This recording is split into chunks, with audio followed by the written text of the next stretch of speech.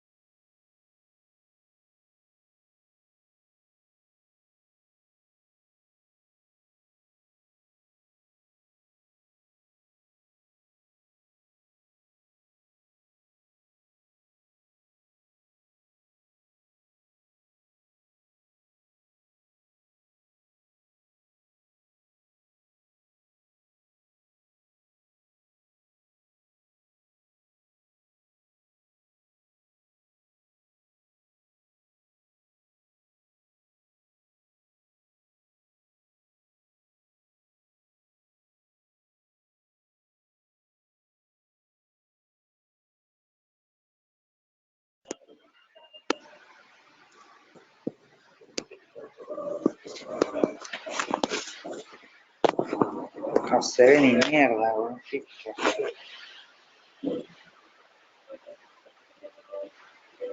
No salir delante.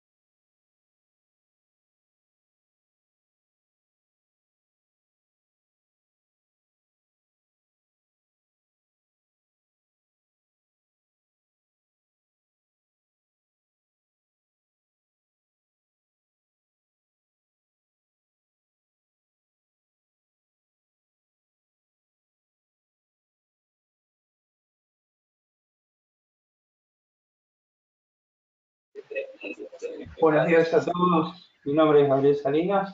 Vamos a guardar unos minutitos.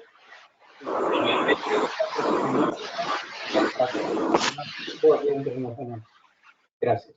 Una cosa más, por favor, silencien todos los micrófonos.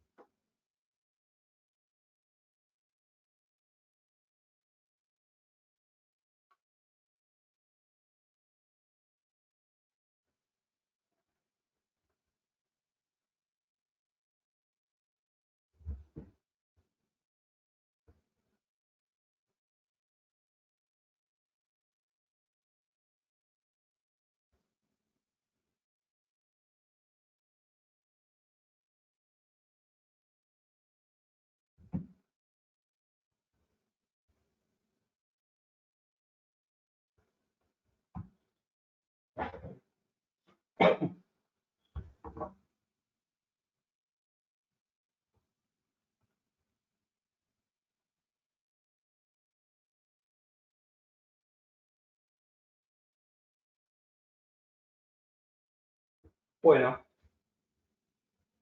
buenos días a todos. Mi nombre es Gabriel Salinas. Gracias por asistir a este seminario de Escuela SEC. Hoy vamos a dar automatización de portones corredizos a cremallera módulo 1. Para que nos vayamos conociendo un poquito, les cuento que nuestra empresa SEC Internacional tiene más de 25 años en el mercado, tiene presencia en todo el continente, en Estados Unidos, México, Brasil, Argentina y Uruguay. Nuestra planta matriz está en Brasil y aquí en Argentina tenemos la sucursal central, que está en la zona de Florida, para ser más precisos en Munro, también en Córdoba, Rosario y Temper. Bien, bueno, vamos a ir comenzando. Como les decía, hoy vamos a ver corredizos.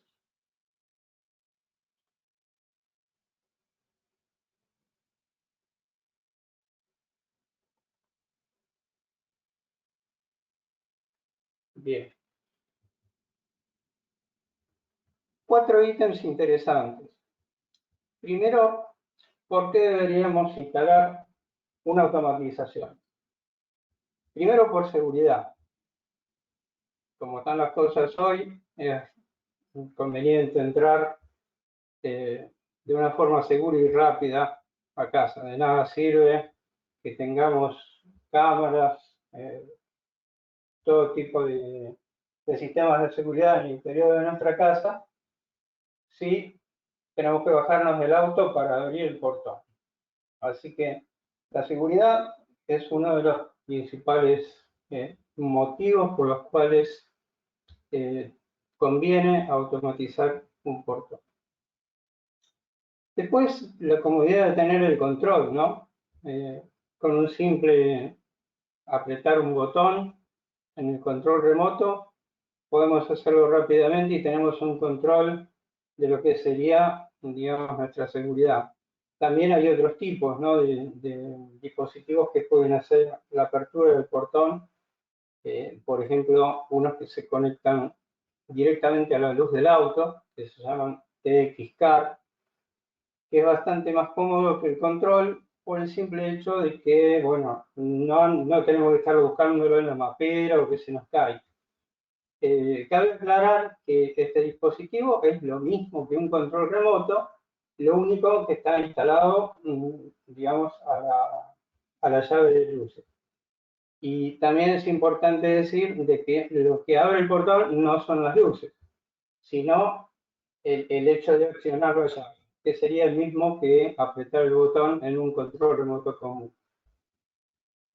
Después también la integración, ¿no? Siempre decimos que conviene sumar dispositivos de seguridad, no solamente entrar rápido y con seguridad a nuestra casa, sino integrarlo con cámaras y con otros dispositivos como por ejemplo alarma.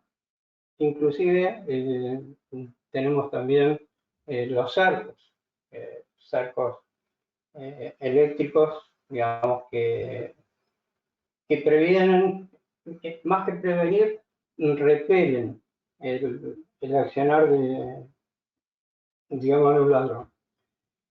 Y por último, la comodidad, ¿no? ¿Qué esto implica? Está bueno, digamos, accionar un control que sea el portón y no tener que bajar un día de lluvia a tener que abrirlo, ¿verdad? Así que bueno, vamos ahora a meternos en todo lo que es las cuestiones mecánicas.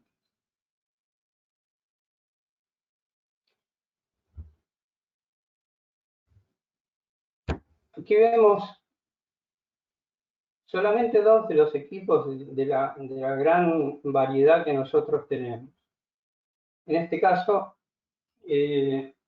tenemos un equipo que es de corriente continua, que es de uso residencial comercial, y lo dice, la potencia es de 100 watts, el peso del portón que podemos mover es hasta 600 kilos, y tiene una apertura de 3 metros en 6 segundos.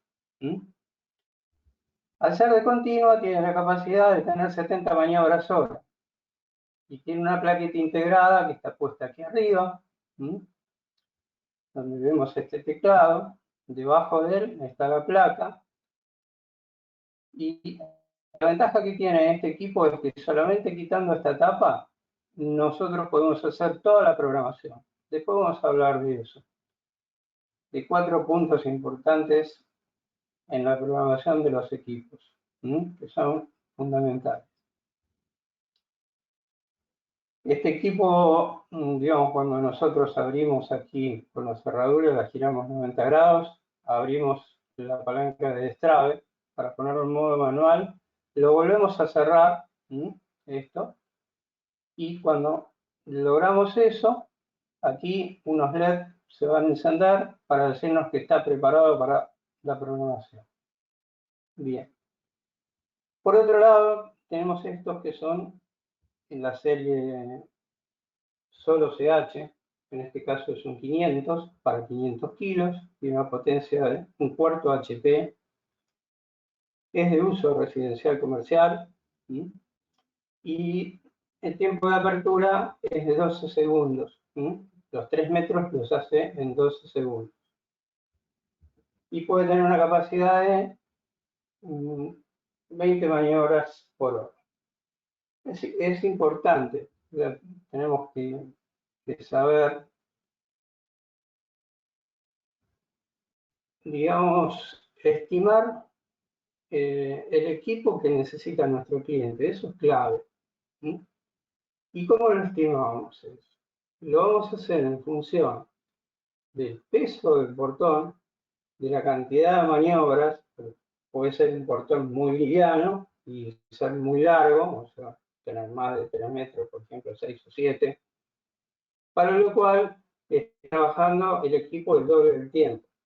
Entonces tenemos que estimar esas cuestiones. El peso del portón, el tamaño, o sea, el largo, y la cantidad de maniobras. No es lo mismo instalarlo en una casa residencial que una pareja, por ejemplo, con su chiquito, o en un comercio, o en una industria, donde todo el mundo entra a la misma hora y sale a la misma hora, para lo cual tenemos, ya en esos casos, tendríamos que colocar un equipo industrial, que son para uso continuo, y los tenemos hasta 2000 kilos, para portones de industrias, estamos hablando de portones 12 metros de largo, o cosas como eso.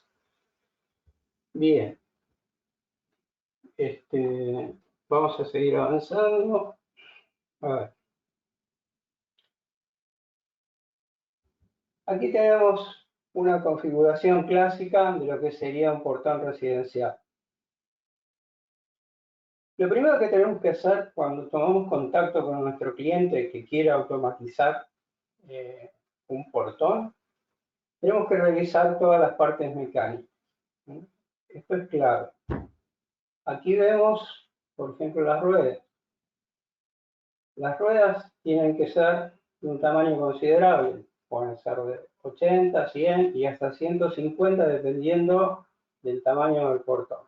No importa el peso ni el largo, siempre son 2 ruedas, nunca 3 ni 4.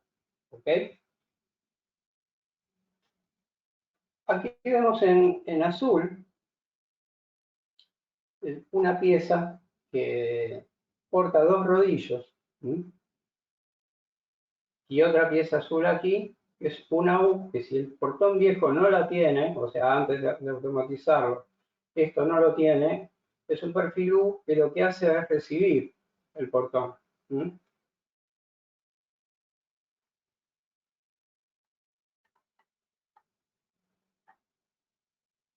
Funciona de esta manera. Esta parte lo guía y esta parte lo recibe. Esto es útil porque acá lo que siempre tenemos que evitar es que el equipo, digamos, choque. Tenemos que colocar los fines de carrera de tal manera para que esto no choque y hacer la programación adecuadamente para que eso no ocurra. Entonces, lo recibe suavemente y entonces tenemos 2 ruedas siempre, no importa el largo ni el peso. Los rodillos aquí, que son los que guían la parte superior, y el recibidor. Hay unos kits que se venden ya hechos, por ejemplo, marca Ducase, que nos venden las ruedas de varios tamaños. Acá los 2 rodillos que son ajustables, ¿no? Está bueno porque, digamos, nos ahorran mucho trabajo. Y aquí en la punta podemos poner el recibidor, también de la misma marca. Y aquí abajo, donde está la guía, el tope para la apertura. Entonces tenemos un tope para la apertura, un tope para el recibidor, la guía superior con 2 rodillos que son ajustables, uno está de este lado, del lado de ustedes, y el otro del otro. Tienen una corredera que nos aseguran, digamos, que todo el marco va a circular sin cabecear, sin hacer un cabeceo de arriba. Y para que eso no ocurra, tenemos que, una cosa muy, pero muy importante es la guía. La guía de abajo, toda la guía, el perfil de guía, tiene que estar en perfectas condiciones, tanto la guía como la carpeta de hormigón que la sostiene. Si suele pasar que a veces por el paso de los vehículos, esta guía o se abolla o en esta zona donde pasa el vehículo le falta cemento. Entonces, cuando pasa la rueda del portón por ahí, además de hundirse acá, porque obviamente va a bajar el nivel, entonces todo ese peso del portón lo va a recibir el equipo. Lo va a recibir el equipo, o sea, lo va a recibir el piñón y la cremallera, está todo a lo largo del portón. Entonces el equipo, además de arrastrarlo, lo va a tener que levantar, para lo cual va a sufrir los rodamientos o los bujes en el caso que lo tenga. Aquí arriba vemos un círculo rojo con la rueda. Eso es porque nosotros tenemos que revisar los rodamientos que tiene la rueda. Si la rueda es chiquita y además tiene los rodamientos gastados y la guía está ondulada, todas esas deficiencias mecánicas las tenemos que corregir. Entonces, ruedas grandes, en lo posible. Cuando digo grandes, pueden ser 80, 100, hasta 150 milímetros de diámetro en el caso de los portones industriales. En este caso, para un residencial, con una rueda de 100, estamos bien, es más que suficiente. Entonces, repasando. Revisar la guía, no tiene que estar ondulada, tiene que estar correctamente soportada por la carpeta, tiene que estar derecha. 2 ruedas, sea cual sea el peso y el largo del portón, la guía superior, el recibidor, el tope trasero en la parte de la guía y el recibidor con el tope arriba. Lo dije recibidor, me refiero al perfil U y al recibidor superior que se puede colocar aquí, que evita que nos levanten el portón hacia arriba. Bien. Veamos bien esta imagen. Todos los equipos automatizadores corredizos tienen este sistema, que es una llave y una puerta de destrabe. Una palanca que aquí en esta zona de la bisagra tiene una leva que hace que el equipo se destrabe. Después lo vamos a ver un poquito más en profundidad eso. Entonces, para ponerlo en modo manual, cuando se corta la luz, nosotros colocamos la llave, la giramos, abrimos esta palanca y podemos abrir el portón. Vamos a seguir avanzando.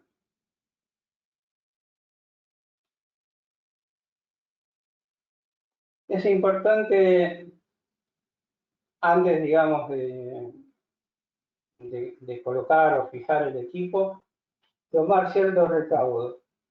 Entre ellos está este, que es colocar el frente del piñón a una cierta distancia, que son 5 milímetros, y hacer circular todo el portón. Con el equipo simplemente presentado en su lugar, digamos, posicionado donde va a trabajar con esta distancia y asegurarnos, digamos, que no haya ninguna intersección en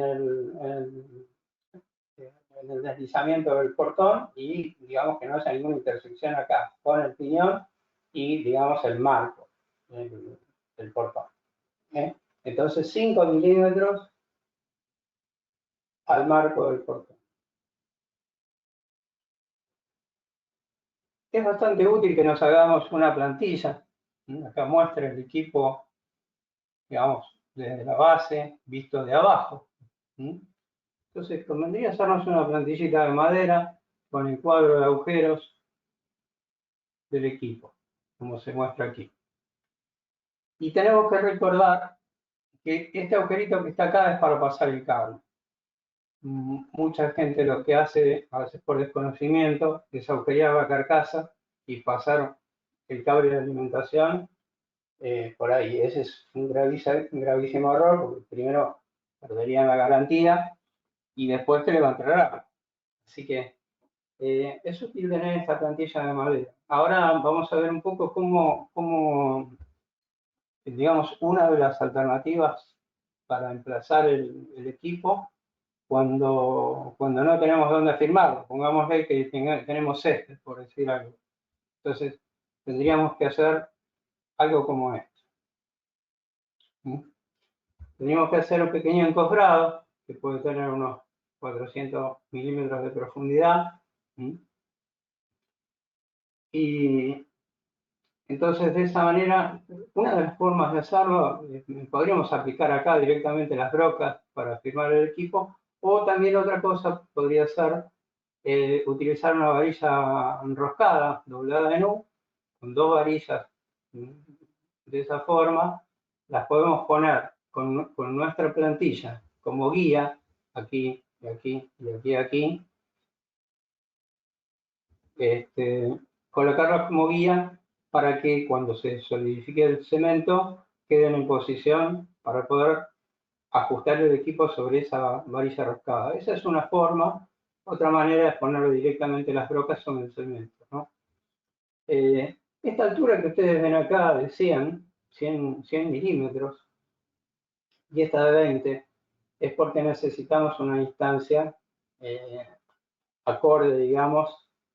Aquí no se están viendo en el dibujo los 5 milímetros que hablamos antes, pero recuerden que esto tiene que estar separado de la hoja del portón. Aquí estamos viendo todo de perfil. La hoja del portón, o sea, el marco, acá tendría que haber 5 milímetros, en total 20. En el dibujo no se ve, pero digamos, en esos 20 estarían contemplados los 5 de separación del frente del piñón a la hoja del portón. ¿Ok? Acá arriba va a estar la L, que es la cremallera, o sea, que corta la cremallera que está soportada por esta L, que va a sujetar al portón, y aquí van los fines de carrera. Ahora después vamos a hablar bien de eso. Bueno, entonces les decía que estos 100 milímetros a veces se toman como recaudo. Hay que preguntar a los dueños de casa si esto se inunda, ¿no? Muchas veces, digamos, el agua cuando llueve mucho sube hasta el nivel de la vereda y cuando pasan los autos este, estaríamos tirando agua arriba del equipo y el equipo está pensado para que le pueda llover, digamos, todo lo que se quiera desde arriba, pero no trabaja bajo el agua. Así que es por eso que tenemos que preguntar si eso ocurre, entonces elevaríamos esto unos 100 milímetros para resguardar el equipo del agua.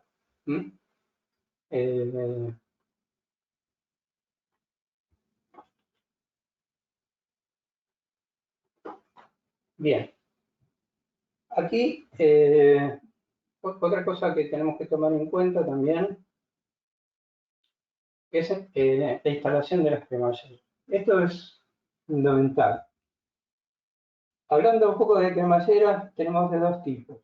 Tenemos la de hierro,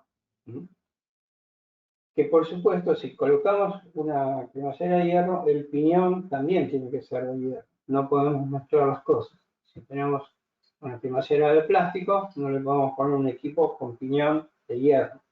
Tiene que ser el de aluminio. Y al revés lo mismo. Hierro con hierro. Y plástico con aluminio. Cuando uno dice plástico, suena a débil, pero no es así. No es cualquier plástico, es un plástico de ingeniería, es una poliamida 6x6 cargada con el 30% de fibra de vidrio, lo que lo hace casi un compuesto. Entonces tiene una rigidez mecánica muy alta. Ahora, hablando de cómo instalar una cremallera, si tienen o pensaron en colocarla con un nivel, olvídense, esa no es la manera. El nivel no sirve para este tipo de instalación. Lo que tienen que hacer es utilizar un electrodo, esto a forma práctica, ¿no? Un electrodo, doblarle la colilla que tiene y colocarlo entre la base del diente de la cremallera y la cresta del piñón. Ahí tiene que haber 2 milímetros, siempre. Y esto tiene que ser así porque si digamos, apoyamos solamente la cremallera y la fijamos ahí, vamos a tener, digamos, un desplazamiento no fluido entre lo que sería el piñón y la cremallera, y tarde o temprano se nos va a gastar de una forma prematura. ¿Ok? Entonces, recuerden, esto es muy importante, los 2 milímetros a todo el largo de la cremallera. ¿Cómo logramos eso? De la siguiente manera. Colocamos el primer tramo sobre el piñón. Le colocamos el electrodo para al primer tramo tener esos 2 milímetros de luz. Y hacemos el primer punteo de soldadura. Corremos el portón, 40 centímetros, 50 centímetros, volvemos a colocar en esa posición el electrodo, que nos mantiene los 2 milímetros, y volvemos a puntear del otro lado. Entonces, tramo a tramo, vamos a ir punteando y colocando el electrodo para asegurarnos tener esa luz en todo el largo del recorrido. Bien. Luego podemos reforzar las soldaduras y de esa manera vamos a lograr tener parejo todo el desplazamiento del portón, con la luz de 2 milímetros. Recuerden eso, por favor. Bien, también tenemos que tomar en cuenta, esta es una situación que tenemos que verla a la hora, digamos, de cuando presentamos el equipo y vemos, y recuerdan que dije que había que correr el portón de lado a lado para ver que no haya intersecciones y dejar los 5 milímetros entre el marco y el frente del piñón. Bueno, también tenemos que tomar en cuenta que si hay una mocheta, tenemos que ver que una vez instalada la cremallera y colocado el imán, todo esto se desplace y no se lleve puesto nada. ¿Ok? Entonces, que haya luz suficiente. Tenemos que estar seguros de que manteniendo esas distancias, con el ajuste que tienen aquí el soporte del imán, asegurarnos que quede lo más cerca posible, o sea, llegar al término de compromiso de que quede lo más cerca posible del equipo sin que el portón cuando se desplace, digamos, haya alguna intersección con algo. Eso lo tenemos que chequear bien. También la posición en que emplazamos el imán, ¿no? O sea, ajustarlo bien.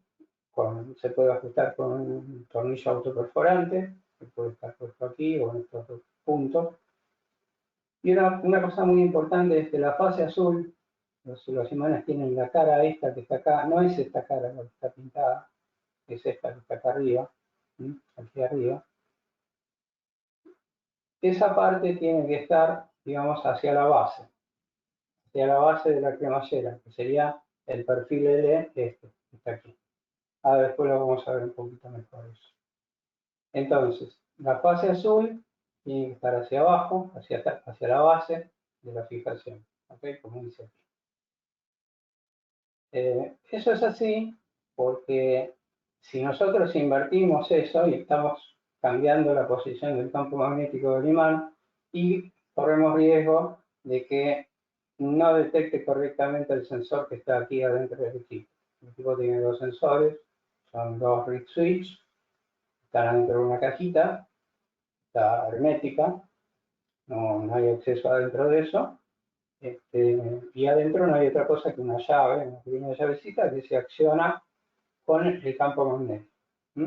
Entonces, cuidar las distancias, desplazar el portón, que quede lo más cerca posible del equipo y de los sensores, y que la fase azul quede hacia la base de la fijación del imán. ¿Ok? Bien, vamos a avanzar. Aquí vemos un portón clásico. Acá se da una circunstancia que tenemos que tomarla en cuenta. A veces por el paso del que tenemos, o sea, es muy estrecho, y no tenemos la posibilidad de poner el equipo por aquí, por ejemplo. El portón es chico y no estaríamos robando espacio para el paso del vehículo. Así que a veces lo que hay que hacer es abrir la medianera, hacer una especie de nicho y colocar el motor de esta forma que se ve aquí. Si hacen o si tienen la necesidad de hacer esta configuración, tienen que tomar en cuenta que ustedes para programar el equipo tienen que sacar esta cubierta. Entonces tienen que dejarle este espacio para poder hacerlo, ¿no? Y también como para poder quitar los tornillos, meter la mano. Recuerden que los tornillos para quitar la cubierta se accede de forma vertical. O sea, tenemos que tener el espacio para poner un destornillador y poder quitar la cubierta hacia arriba para tener el acceso a programar la placa. ¿Okay? Aquí vemos el excedente de cremallera que tenemos que colocar. Los equipos salen ya, digamos, de fábrica con un kit de 3 cremalleras y 2 controles remotos y el anclaje. O sea, los tirafondos para colocar el equipo. El excedente de cremallera que vemos acá es necesario, bueno, o sea, es imposible o no debemos, mejor dicho, colocar el primer diente acá donde se termina la cremallera. Eso conviene por seguridad tener un excedente como se ve aquí. Entonces, ahí vemos cómo funcionaría esto.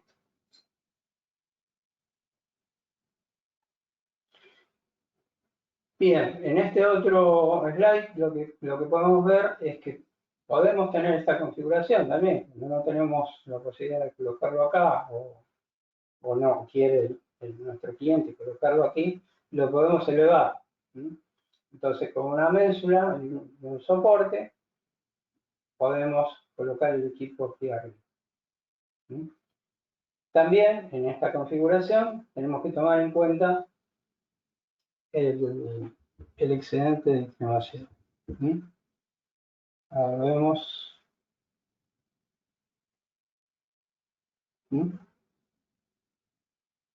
Aquí vemos con el portón cerrado y con el portón abierto. Generalmente el excedente de cremallera son 45 o 50 centímetros, que es más o menos un ancho de motor, estaría bien. Entonces, ahora me gustaría comentarles 4 puntos muy importantes. Me gustaría que tomen una hoja y escriban en su título los 4 pasos de programación de los equipos. Lo primero que vamos a hacer, después que realizamos todo nuestro trabajo, como acabamos de decir, revisando, digamos, la guía, ya sepamos que tenemos un buen desplazamiento manual. Recuerden que es importantísimo que el portón se deslice con la mano. Si es muy pesado, para vencer esa inercia, podemos hacer un poco de fuerza, pero una vez que vencimos esa inercia, tenemos que poderlo mover con la mano, sea el tamaño que sea. Es un portón industrial, 12 metros, siempre con 2 ruedas, como dijimos, con la guía perfecta, y tenemos que poderlo llevar hasta el final con la mano. Entonces, si todo eso ocurre y tenemos toda esta mecánica que acabamos de hablar correctamente, entonces a partir de ahí podemos empezar a programar el equipo. ¿Cómo hacemos? Lo conectamos. Hablando de conectar, conviene aclarar, digamos, que tenemos que tener una térmica, un disyuntor y una jabalina solamente para el sistema eléctrico de lo que sería la automatización del portón. Conviene que así sea.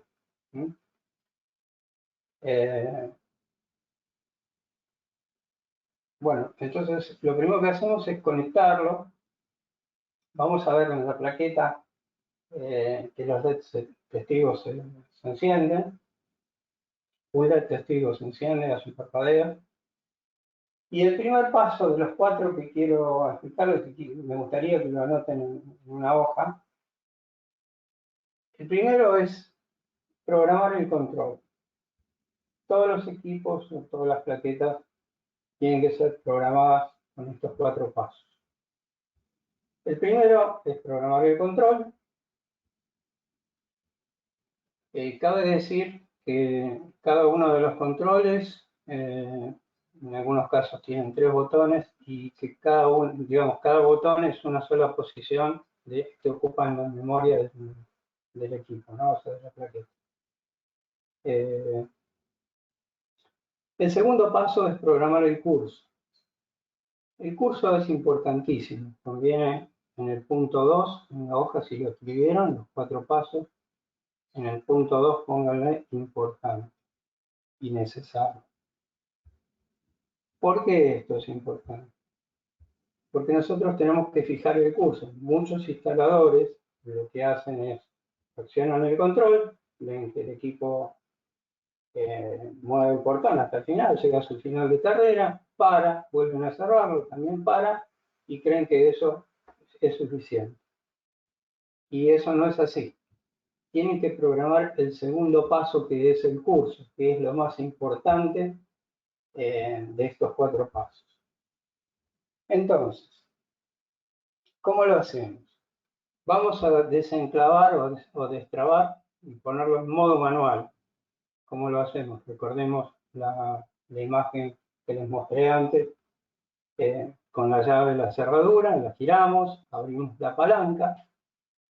La palanca de destrabe hace que el equipo quede liberado del portón, entonces lo vamos a poder correr con la mano. Con la mano lo vamos corriendo hasta la mitad de su recorrido. Una vez que lo tenemos ahí, volvemos a cerrar la palanca de destrabe y cerramos la cerradura. Y con la mano, recuerden esto por favor, con la mano movemos el portón hasta escuchar un clac. Ese clac nos indica de que el sistema ha sido enclavado. Y nuevamente, cuando se mueva el motor, va a poder mover el portón. Entonces, una vez que ya lo tenemos enclavado con la mano, lo movemos hasta sentir el clac, ahí ya lo tenemos enclavado. Ahí sí accionamos el control remoto, vamos a llevar el portón, o sea, lo que va a hacer el equipo es cerrar el portón, va a detectar el primer fin de carrera, luego accionamos nuevamente el control, lo vamos a abrir y la plaqueta nos va a indicar cuando llegue a reconocer el otro fin de carrera que está en la apertura, vamos a ver dos parpadeos en el LED de apertura que es el rojo. Y luego la tercera maniobra es volverlo a cerrar. Cuando el portón llega a reconocer el otro fin de carrera, ahí ya tenemos grabado el curso. ¿Por qué es importante esto? Porque si nosotros no grabamos el curso, el equipo, si llega a perder un fin de carrera, lo que va a pasar es que el programa que porta la plaqueta, la parte electrónica, está pensado para, digamos, que tenga ese curso grabado. Cuando perdemos un imán, por ejemplo, no sé, los chicos jugando a la pelota, pegaron un pelotazo a uno de los imanes, el imán se perdió, el equipo ya sabe que era hasta ahí. Y entonces el programa lo que hace es seguir accionando el portón, mantener alimentado el equipo por unos segundos y corta. ¿Sí? Si nosotros no programamos el curso, el equipo no sabe dónde está el final y siempre va a estar buscando su fin de carrera, su imán, que no está porque no está más. Entonces lo que va a pasar es que va a seguir conectado y se nos va a quemar el bobinado. Por eso es muy, pero muy importante tener en claro este segundo punto de la programación. Entonces, lo vuelvo a repetir para que les quede claro. Desenclavamos el equipo, lo llevamos hasta la mitad, lo enclavamos de nuevo, lo movemos el portón con la mano hasta sentir el clac. Siempre con la mano, nunca con el control remoto. Ahora voy a explicar por qué no con el control remoto. Entonces, recuerda, lo llevamos hasta la mitad, lo enclavamos, lo movemos con la mano al portón hasta que se enclava. Una vez que se enclava, accionamos el control remoto, recién ahí accionamos el control remoto, va a cerrarse, va a detectar el primer fin de carrera, lo abrimos, va a detectar la apertura, nos va a responder el LED rojo con dos parpadeos y luego lo vamos a volver a cerrar. Cuando reconozca el fin de carrera del cerrado, ahí el equipo va a estar programado. Y ahí, recién, si programamos este segundo punto, vamos a poder programar el tercero y el cuarto. Por eso hice hincapié en este segundo punto. Si nosotros no hacemos el segundo, el programa no nos va a dejar programar el siguiente, que es la rampa de desaceleración. ¿Qué es la rampa de desaceleración? El equipo, cuando tenemos programado el curso, tenemos acceso a programar el arranque suave, el viaje rápido y el desaceleramiento o la desaceleración hasta el final de cierre en un cierre suave. ¿Ok? Entonces, la rampa de desaceleración la vamos a programar en función de la distancia.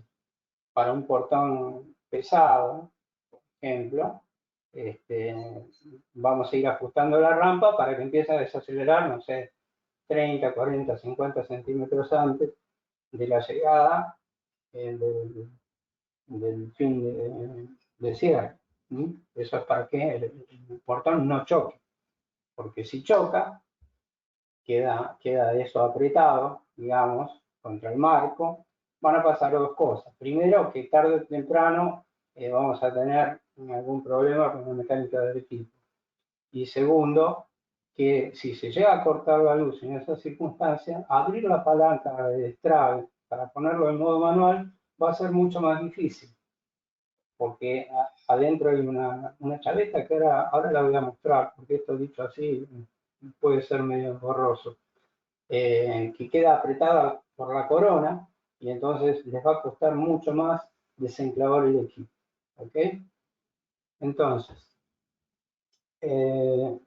la rampa de desaceleración, el tercer punto. Y el cuarto punto sería la fuerza.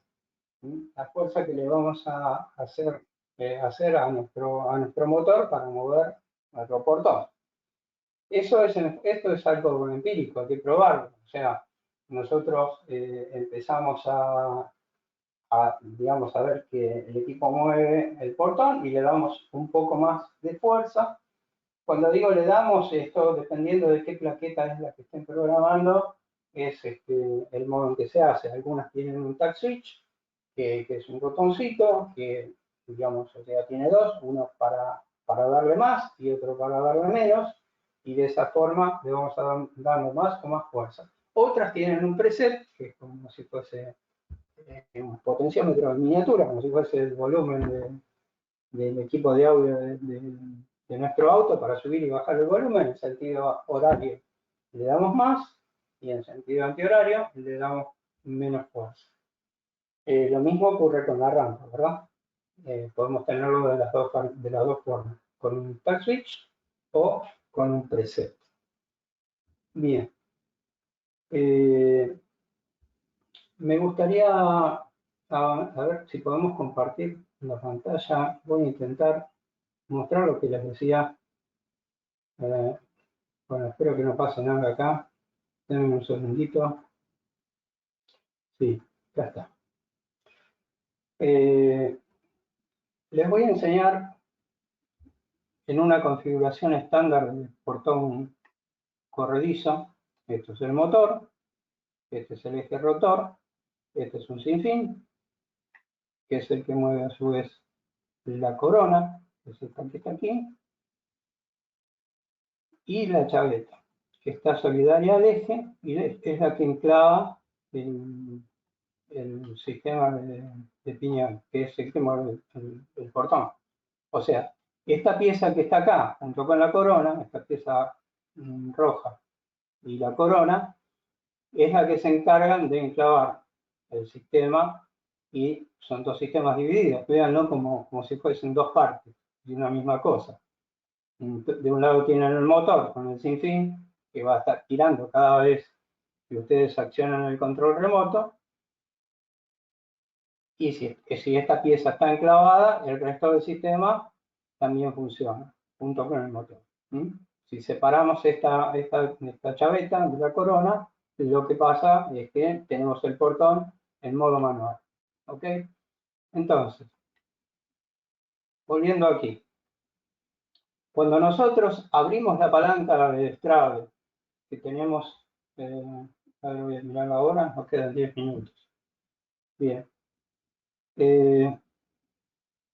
Decía que aquí tenemos la cerradura con la palanca de destrabe. Cuando nosotros accionamos la palanca de destrabe para poner el equipo en modo manual, cuando estamos haciendo la primera programación del segundo punto, que sería, por ejemplo, programar el curso, lo que hace es presionar este perno, y lo que hace es acciona la chaveta que está aquí atrás con este resorte, y retira la chaveta de esta ranura. ¿Ok? Bueno, aquí tenemos un tema. Nosotros acabamos de llevar en modo manual el portón hasta la mitad de su recorrido para programarlo, ¿verdad? Lo enclavamos, o sea, mejor dicho, cerramos la palanca de destrabe, y lo que va a pasar es que la chaveta, como nosotros movimos el portón, se corrió angularmente y la chaveta se va a apoyar sobre esta parte, sobre estas dos pistas de la corona.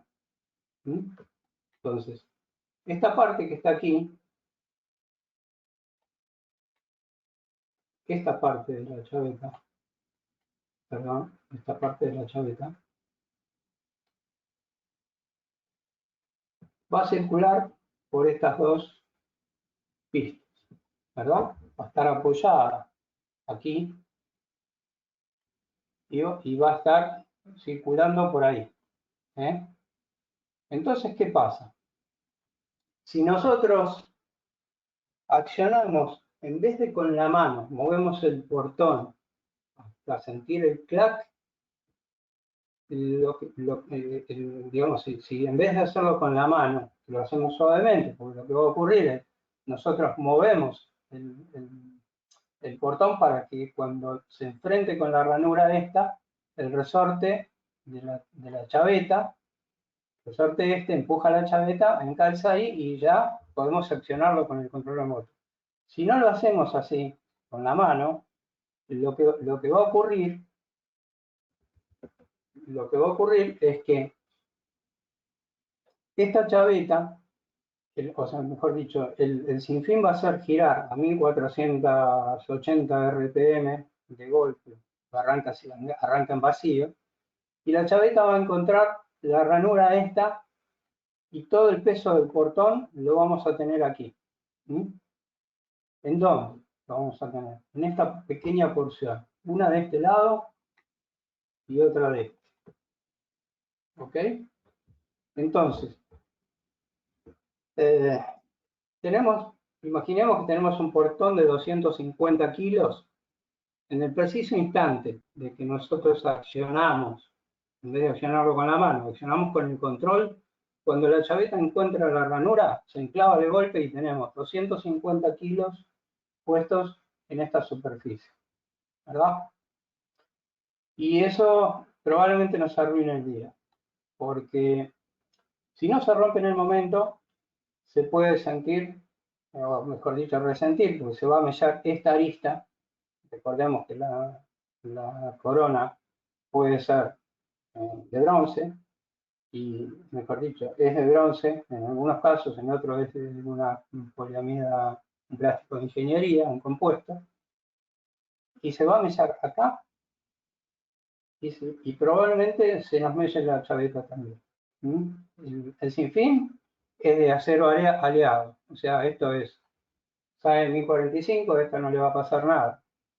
La chaveta también es de acero, o sea que el fusible acá es la corona. Y tenemos toda la superficie del portón, o mejor dicho, todo el peso del portón puesto en estos dos puntos, que es mucho. Entonces, esa situación, acabamos de instalar todo, estamos programando el segundo punto y en vez de accionar el portón con la mano, buscar este punto de enclave con la mano hasta escuchar el clac, le damos al control remoto. Y el control remoto lo que va a hacer es poner en marcha el motor, hacer girar rápido la corona y enclavar, como tenemos este resorte empujando, enclavar la chaveta en la ranura de golpe y ahí tenemos los 250 kilos de nuestro portón puestos en esta superficie. ¿Ok? Y eso que acabo de explicar, se lo tenemos que, a ver si es un segundito, sí, ahí está. Eso que acabo de explicar, se lo tienen que hacer entender y explicar y hacérselo hacer, más que nada, al cliente, al dueño de casa. Hacerlo desenclavar el equipo, para el caso de cuando se corta la luz, volverlo a enclavar. Y recordarle que siempre eso se hace con la mano. Siempre se busca escuchar el clac moviendo el portón con la mano. ¿Ok? Bueno, vamos a avanzar un poquito más.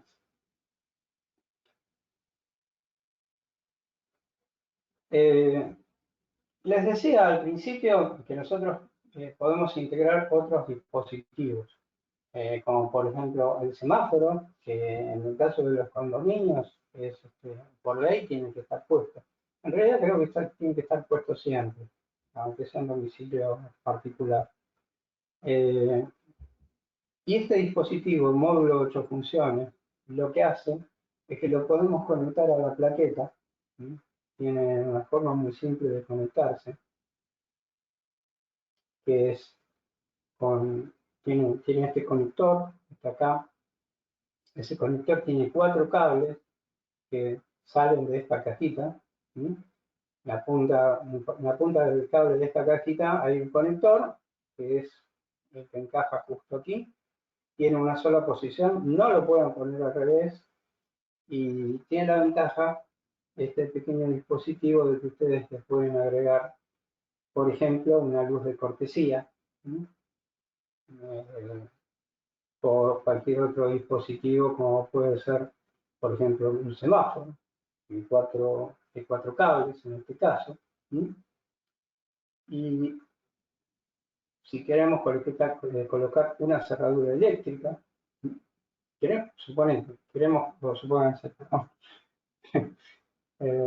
si quieren colocar una luz de cortesía, una cerradura eléctrica, un semáforo de 4 cables, podemos colocar uno y hasta 3 módulos, 8 funciones, ¿sí? Que nos permiten colocarlo en cascada.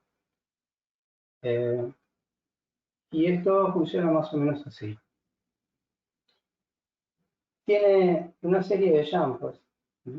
En forma vertical, están dispuestos. Tiene 3 hileras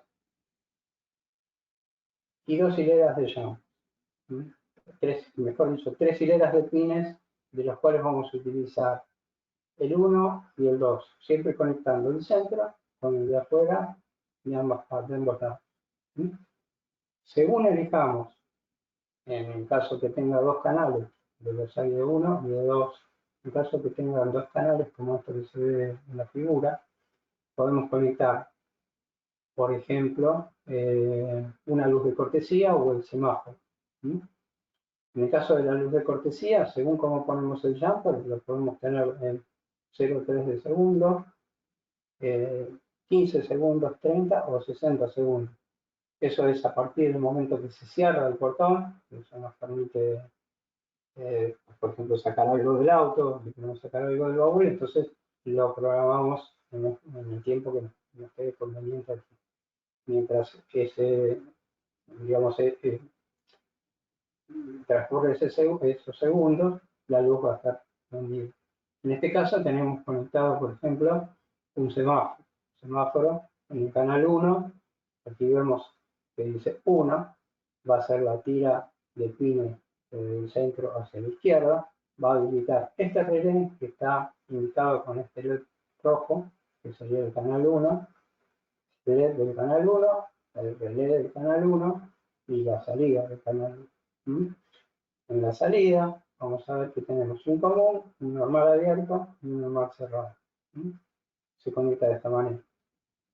Rojo y verde, a común y normal abierto, y la alimentación por fuera. ¿Okay? Esto es un contacto seco. Es un contacto de simplemente una llave que se junta según programemos aquí. ¿Okay? Bien. Les decía que como podemos colocarlos en cascada, o sea, esto va conectado a la placa y de la placa podemos conectar, mejor dicho, del control de 8 funciones, podemos conectar otro y otro más para colocar más dispositivos que quisiesen. ¿No? En este caso tenemos una cerradura, una luz de cortesía y un semáforo. Y aquí tenemos habilitado, por ejemplo, los 2 canales. En el caso que tengamos habilitados los 2 canales, vamos a ver que tenemos los 2 ampeos puestos, de uno y otro. Bueno, voy a contestar algunas preguntas que me quieran hacer.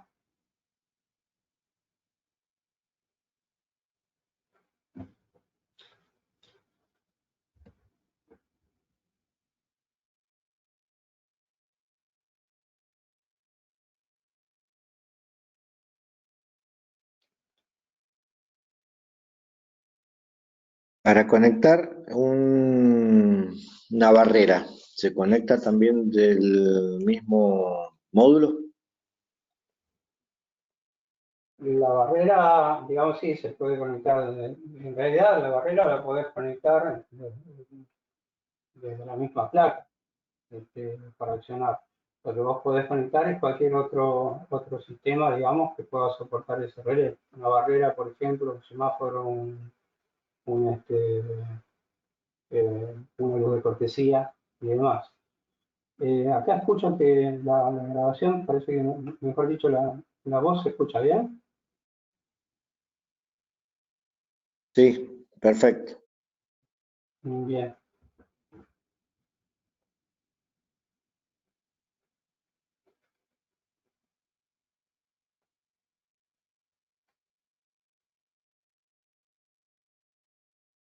Bien.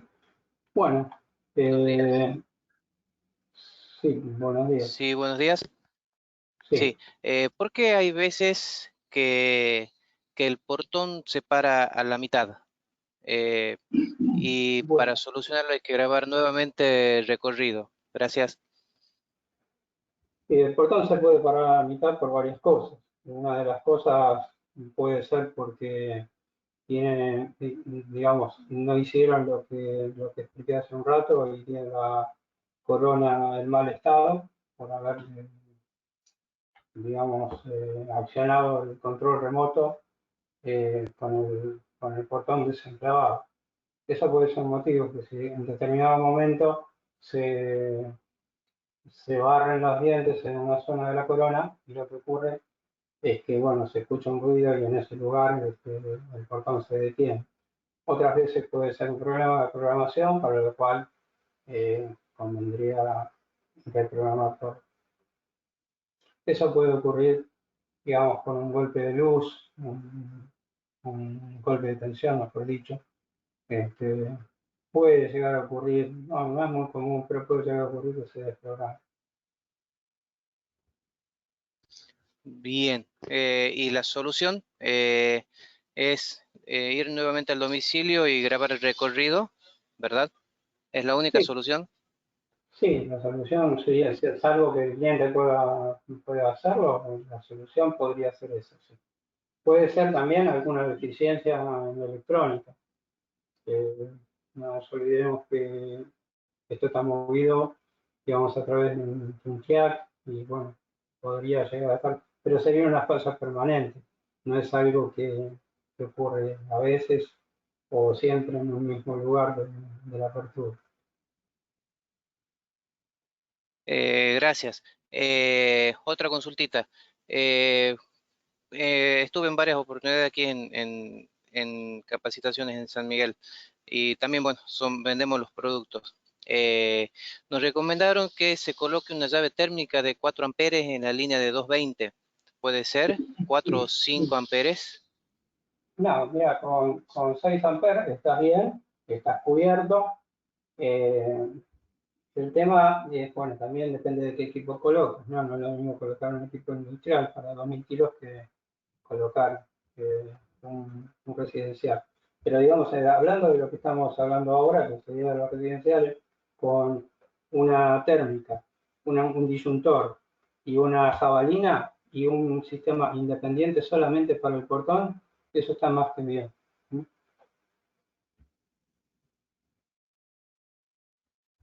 Gracias. No hay por qué.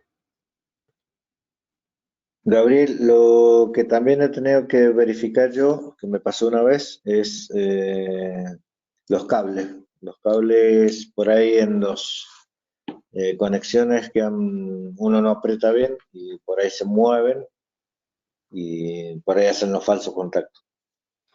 Sí, generalmente las horneras ya vienen conectadas y ustedes lo único que tienen que hacer es conectar la alimentación. Pero si llegasen a tener algún inconveniente de ese tipo, lo que conviene, o sea, lo mejor de todo es quitar el cable. Les recomiendo que saquen una foto antes de desconectar nada para que no pierdan dónde van conectadas las cosas. Pero si tienen un cable que suponen o sospechan de que está en falso contacto, lo mejor es que lo pelen de nuevo, más o menos 3 o 4 milímetros, lo estañen y luego lo coloquen y aprieten correctamente y se fijen si la mordaza lo está apretando, o a veces lo colocan por debajo de la mordaza, no se dan cuenta y queda haciendo un falso contacto. Entonces, eso es importante.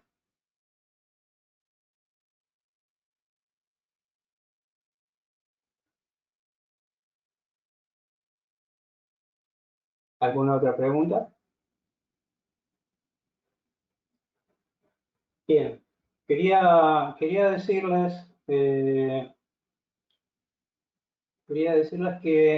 les conviene suscribirse a nuestro canal de YouTube. Lo pueden hacer desde la página o del mismo canal. Y ahí van a encontrar paso a paso la programación de las placas. En principio tenemos la Classic Combat, y estamos trabajando para sumar el resto de las placas. Ahí está explicado paso a paso con audio y qué botones y qué es lo que les responde la placa con los LED en cada paso de los 4 pasos de programación. ¿Okay? Bueno, ¿alguna pregunta más?